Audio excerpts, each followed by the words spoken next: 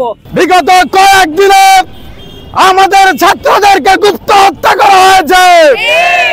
যদি সাহস থাকে তাহলে মাঠে আসো।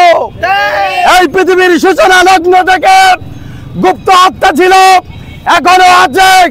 আমরা জানি গুপ্ত হত্যা তারাই করে যাদের কোনো সাহস নেই, যারা কাপুরুষ তারাই গুপ্ত হত্যা করে। বাপের বেটা হলে মাঠে নেমে যুদ্ধ হবে। তোমাদের সঙ্গে আমরা যুদ্ধ করতে প্রস্তুত। বাপের বেটা হলে আমাদের সঙ্গে সরাসরি মোকাবেলা করবা। গুপ্ত হত্যা করে আমাদেরকে তোমরা দেশের পরিবেশ নষ্ট করে আমাদেরকে অস্থিতিশীল পরিবেশে ফেলবা না। আমি বলতে চাই, আমরা কাদের জন্য আন্দোলন করলাম, কোন বাংলাদেশ গঠন করার জন্য আন্দোলন করলাম, যেখানে আমাদের আন্দোলনরত ছাত্র ভাইদেরই জীবন এখন হুমকির মুখে। প্রশাসন কি করতেছে? দালালি ভিত্তিক প্রশাসনকে এখনই অপসারণ করাতে হবে।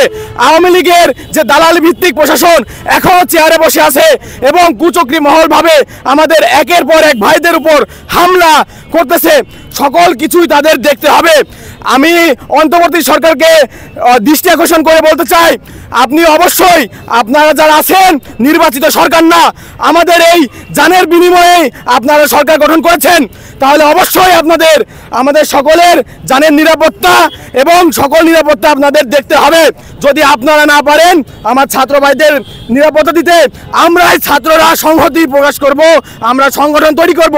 আমরা যেমন ৫ আগস্ট জগদ্দল পাথরের মতো গেড়ে বসে সরকারকে এই বাংলাদেশ থেকে তাড়িয়ে দিতে পেরেছি, তাদের পতন ঘটাতে পেরেছি, আমরা আপনাদেরকেও পতন ঘটানো না, মানে মবের মতো কোনো বিষয় আমরা সামনে আনতে চাচ্ছি না বলে আপনাদেরকে আমরা এখনো সুযোগ দিচ্ছি। না হলে আমরা যদি মাঠে এখনো অবস্থান করি ঠিক ৫ আগস্টের মতো, আমরা আপনাদেরকে মাটির নিচে গেড়িয়ে দেব। এই আমরা রাখতে পারি এবং এই সাহস, এই বুকের পাটাও আমাদের আছে।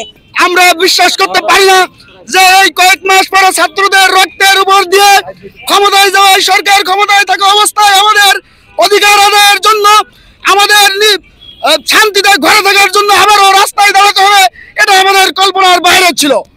কিন্তু এই আওয়ামী দোসরদের গুপ্ত হত্যার কারণে আজকে আমাদের রাস্তায় দাঁড়ানো লাগছে। কিন্তু আমি বাংলাদেশের দায়িত্বশীল পর্যায়ের সকল দায়িত্বশীলদেরকে, প্রশাসনদেরকে বলবো, আপনারা আমাদেরকে আবারও ৫ই আগস্টের আগের মতো এমন কোন সিচুয়েশন তৈরি করবেন না যাতে করে আমাদের রাস্তায় নামতে হয়।